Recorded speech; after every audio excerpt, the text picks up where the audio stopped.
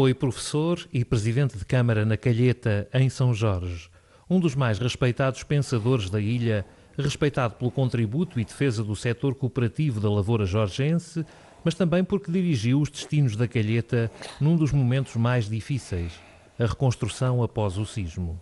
Nemésio Serpa, cujo nome está gravado na escola da Ribeira Seca, freguesia onde vive, apesar de ser um homem do Pico. Nasceu na Prainha do Norte em 1935. Aos 86 anos, é um leitor compulsivo e cuida ainda da sua pequena horta. Autonomista convicto, é, no entanto, crítico da fraca implementação do regime autonómico em toda a Europa. A autonomia regional criou... Como é que eu ia explicar? Eu dizia, quando às vezes nas minhas palestras, eu dizia sempre: acabaram os distritos, criaram-se os 8 distritos. Quer dizer, a mentalidade autonómica nunca foi criada. Quer dizer, o espírito talvez tenha existido, mas a realidade não tem sido vivida. E, portanto, muitas vezes faz-se, no campo económico, investimentos que se faz por capricho e não se faz por necessidade. Dono de um discernimento exemplar e pensamento crítico, recorre sempre que pode aos princípios que o tornaram um autarca ligado ao povo. Quando as obras nascem e não são por espírito criativo do povo, é uma coisa, o povo passa pela lei e não dá com elas. Porque elas não foram do espírito dele. O espírito humano. É humano, isto é humano. No entanto, nós temos hoje um regime de vida diferente. Se não tivéssemos autonomia, não o tínhamos. Temos que compreender. Não vamos também só por tudo feito. Não. Só que a realidade dos actos não condiz com os efeitos.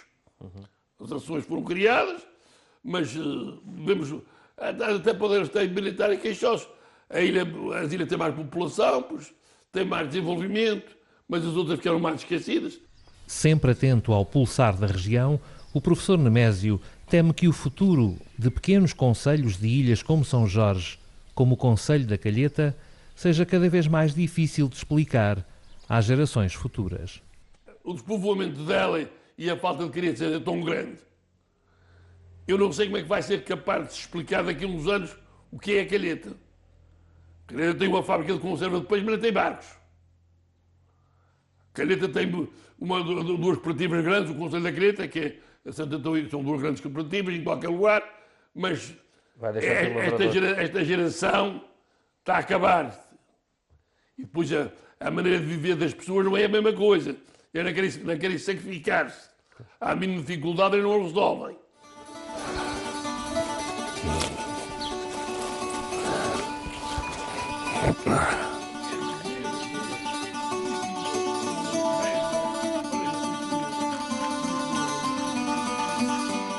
A crise pandémica e os efeitos na lavoura jorgense causaram a Nemésio Serpa muita preocupação e, mais uma vez, as suas opiniões são contracorrente.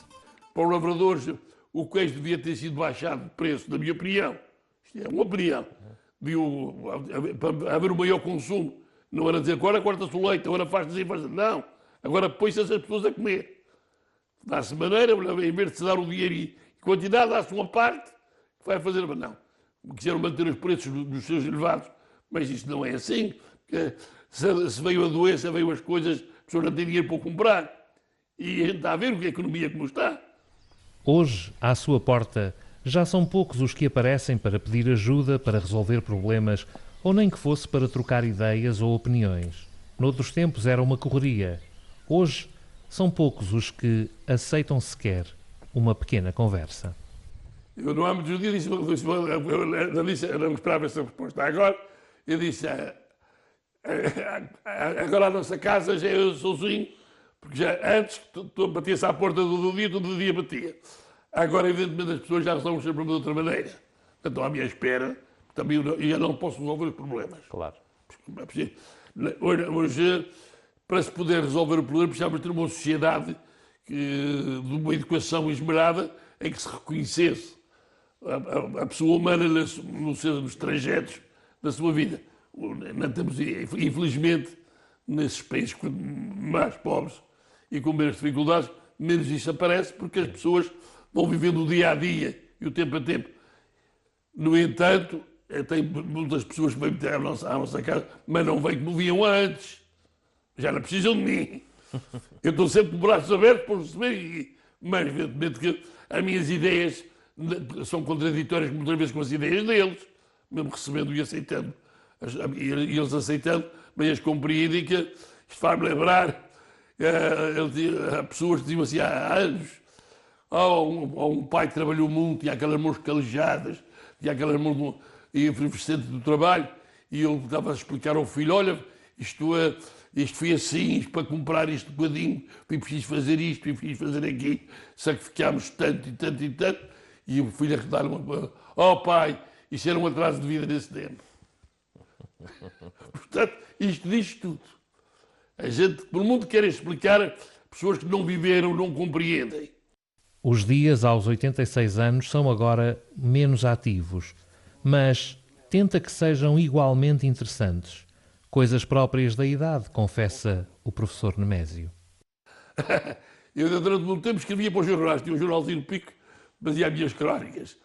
Agora leio um bocadinho, e estou aqui em casa, e evidentemente converso com uma pessoa que vem cá conversar comigo, o meu filho também vem cá, às vezes o padre e outras pessoas assim, mas evidentemente que já não tenho a possibilidade de... Ainda vou às minhas hortazinhas cultivar a minha horta, ter os meus frutos, mas já não tenho a possibilidade de ter ambições.